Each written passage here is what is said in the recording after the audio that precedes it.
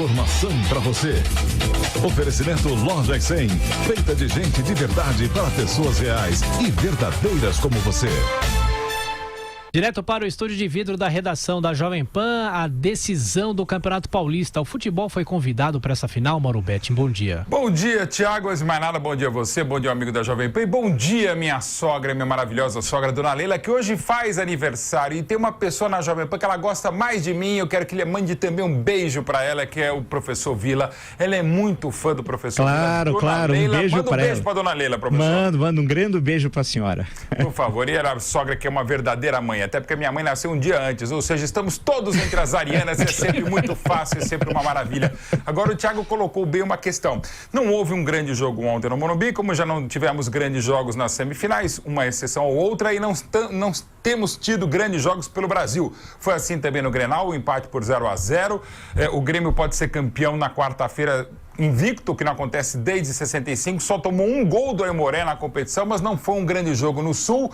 Foi um jogo um pouquinho melhor em Minas, onde o Cruzeiro era muito favorito, deu a lógica, venceu por 2-1 o Galo, mas o jogo foi mais equilibrado, como também deu a lógica no Engenhão. Só não é lógico o clássico dos milhões ter menos do que 10 mil pessoas no estádio, que hoje era o Botafogo. Para Flamengo 2, Vasco 0, e teria sido mais não fosse o VAR, que anulou um lance de gol legal do Flamengo. E mais uma vez, mais do que falar de futebol, a gente é obrigado a falar de arbitragem. O VAR que deu ar da graça ou da desgraça ontem teve no Morumbi. Tivemos pouco futebol. São Paulo melhor, principalmente na segunda etapa, criou 8 chances. O Corinthians com muito boa vontade criou 2, muito mais do que havia feito segunda-feira contra o Santos. Mas o VAR é polêmico. Teve um lance que eu não marcaria de pênalti, para mim uma bolada na mão e mão na bola do Ralf. E ainda no último lance do jogo, que se arrastava até o finalzinho, lance polêmico. Por pouquinha coisa, Wagner Love estava impedido, então foi marcado de impedimento depois de 2h30, e não um pênalti que de fato aconteceu do Hudson segurando a camisa do corintiano Henrique. A questão é que antes dessa falta houve um impedimento que demorou 2 horas e de novo os árbitros não assumem a bronca, não vão até o lado do campo, ficam só no VAR, o pessoal do VAR vai conversar. O fato é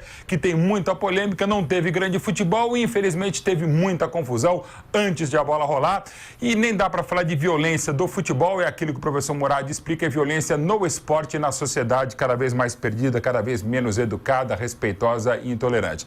Marcelo Lorenzetti tem mais imagens, infelizmente, da bagunça que tivemos antes de a bola rolar, se é que rolou no Morumbi ontem na primeira grande decisão paulista.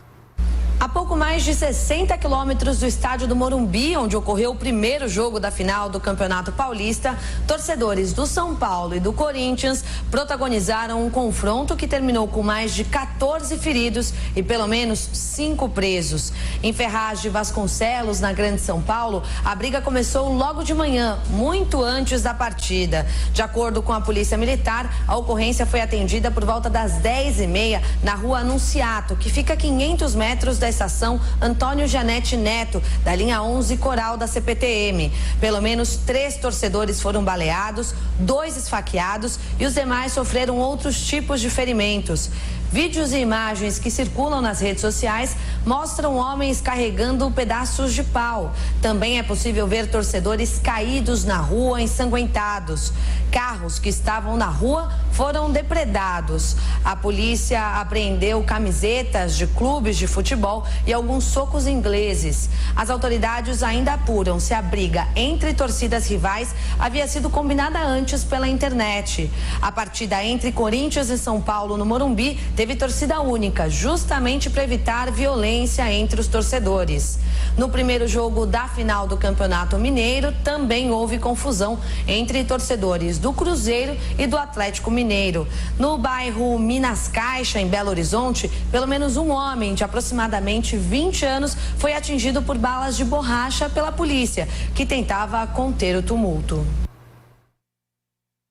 Bom, mais uma vez é o que a gente vê, o que não deveria ser visto, e para mim não se resolve com a institucionalização da intolerância, que é a torcida única, porque eles vão fazer o que fizeram e evidentemente marcaram isso pela internet, pelo grupo de WhatsApp, e eles já vêm armados para isso. Ou a gente cria um brigódromo, assim como teve os rachas, tivemos rachas em Interlagos, vamos criar um brigódromo. Então faz, sei lá, uma arena, não nas arenas modernas, mas arenas romanas, eles que se peguem e se percam. Como aliás se perdeu também alguns torcedores torcedores, no caso, 2 do Figueirense, que já emitiu uma nota oficial, evidentemente, de repúdio ao que aconteceu na fase semifinal do Campeonato Catarinense. A Chapecoense venceu o Figueirense por 1-0, vai fazer agora no próximo final de semana a final em jogo único contra o Avaí, e a gente tem as cenas que a gente não gostaria de mostrar, mas evidentemente alguns torcedores fazendo aí alguns ali do lado, mas 2 fazendo alusão ao avião da Chapecoense, que em 29 de novembro de 16 caiu matando 71 pessoas. Aí a nota oficial do Figueirense, que é o clube